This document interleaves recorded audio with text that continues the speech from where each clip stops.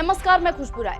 चुनाव के बाद से मोदी के लिए मुसीबतें कम होने का नाम नहीं ले रही है और तो और अब गाहे बगाहे मोहन भागवत भी तंज कसने और हमला बोलने से नहीं डरते हैं। इसी कड़ी में मोहन भागवत ने नरेंद्र मोदी पर ऐसा बयान दिया जिसे सुनकर मोदी की सांसें अटक गई। देखिए इस पर एक खास रिपोर्ट।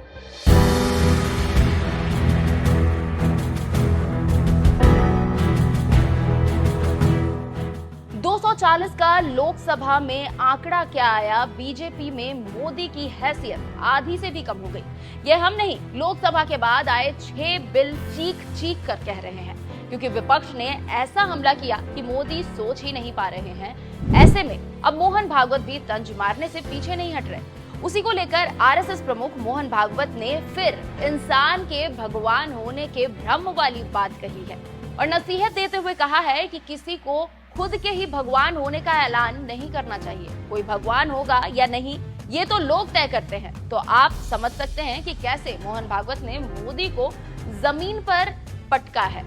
जानकारी देते हुए चले कि भागवत ये बयान पुणे में एक आयोजित कार्यक्रम के दौरान दे रहे थे और उन्होंने मोदी को नसीहत देते हुए आगे कहा है, कुछ लोग सोचते हैं कि शांत रहने के बजाय हमें बिजली की तरह चमकना चाहिए, लेकिन बिजली चमकने के बाद तो और भी अंधेरा छा जाता है। इसलिए कार्यकर्ताओं को दिए की तरह जलना चाहिए और जरूरत पड़ने पर ही चमकना चाहिए।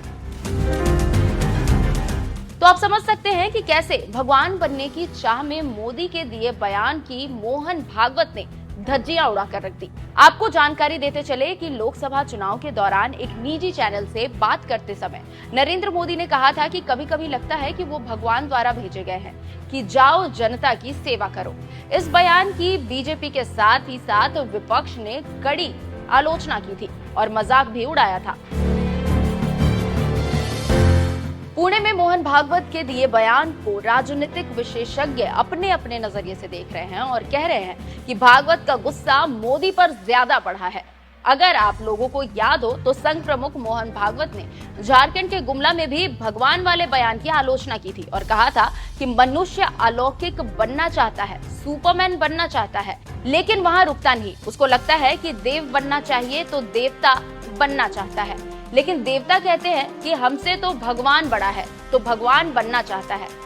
इससे आप समझ सकते हैं कि कैसे मोदी के बयान पर मोहन भागवत उनके पीछे पड़े हुए हैं और सरकार की आलोचना लगातार कर रहे हैं। जानकार ये भी कहते हैं कि भागवत नरेंद्र मोदी को नसीहत दे रहे हैं। तो आप समझ सकते हैं कि कैसे मोदी विपक्ष के साथ साथ अपनों के निशाने पर भी आ गए हैं। देखना होगा कि आगे मामला शांत होता है या फिर नहीं। वहीं कुछ लोगों का कहना है कि नरेंद्र मोदी और मोहन भागवत के बीच पुरानी रंजिश है, तभी तो मोदी पुणे जाते हैं लेकिन आरएसएस के हेड ऑफिस नहीं जाते।